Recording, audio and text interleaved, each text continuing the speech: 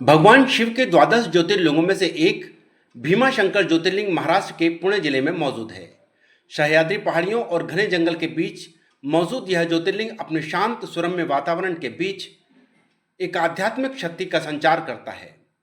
पुणे से सड़क मार्ग से करीब 110 किलोमीटर की दूरी तय कर यहाँ तक कैब, टैक्सी या बसों के माध्यम से पहुंचा जा सकता है। इसके बाद आसान सी 240 सीढ़ियां उतरते हुए मंदिर तक पहुंचते हैं। पहाड़ियों और जंगल के बीच होने के कारण इस मंदिर के रास्ते में यहाँ गर्मी के दिनों में भी कोहरे और ठंडक का एहसास होता है।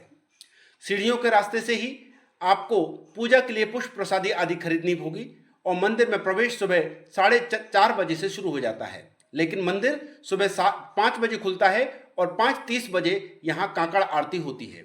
यानी मंदिर में दर्शन करने के लिए प्रवेश 5:30 बजे के बाद ही हो सकता है।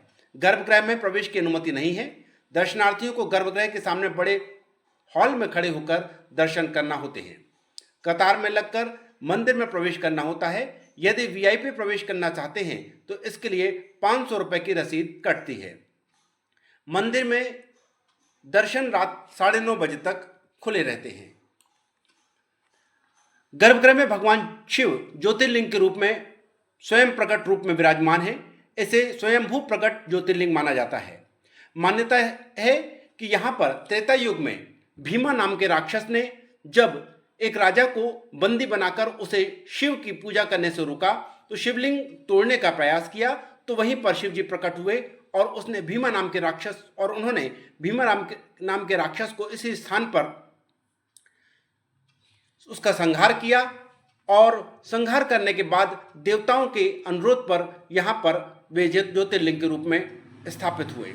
एक मान्यता यह भी है कि शिवजी ने देवताओं की प्रार्थना पर त्रिपुरासुर नाम के राक्षस का संहार इसी स्थान पर किया था और उनके पसीने की बूंद से ही यहाँ पर भीमा नदी उत्पन्न हुई थी और यह स्थान भीमाशंकर के नाम से प्रसिद्ध हुआ था। पास ही कलमजा माता का मंदिर है जिसे देवी पार्वती का रूप माना जाता है। ऐसी मान्यता है कि माता कलमजा ने त्रिपुरासुर के वध में महादेव की सहायता की थी। मंदिर के गर्भगृह की चौखट पर भगवान गणेश की प्रतिमा और शिव गणों की प्रतिमाएं उत्कीर्ण हैं। सामने नंदी और कच्छप की प्रतिमाएं भी हैं। विशाल मंडप है जहां श्रद्धालु महादेव की आराधना करते हैं। वापसी पर शनि मंदिर और शनि मंदिर के बाद कुछ नंदी प्रतिमाएं और एक प्रकाश स्तंभ आपको दिखाई देता है। यह मंदिर नागर शैली का बना हुआ है और स्थापत्य कला की दृष्टि से बेजोड़ है। मंदिर में परिक्रमा करते हुए आपको प्राचीन शिल्प के दर्शन भी होते हैं और एक धर्मशाला नुमा संरचना के साथ ही यहाँ पर मंदिर का शिखर आपको अपनी ओर आकर्षित करता है। प्रकाश स्तंभ मौजूद है और मंदिर के पीछे की तरफ को जब हम जाते हैं तो वहाँ पर एक कुंड मिलता है जो मोक्ष कुंड के नाम से जाना जाता है और इसका इतिहास कौशिक मुनि से जुड़ा हुआ माना जाता है।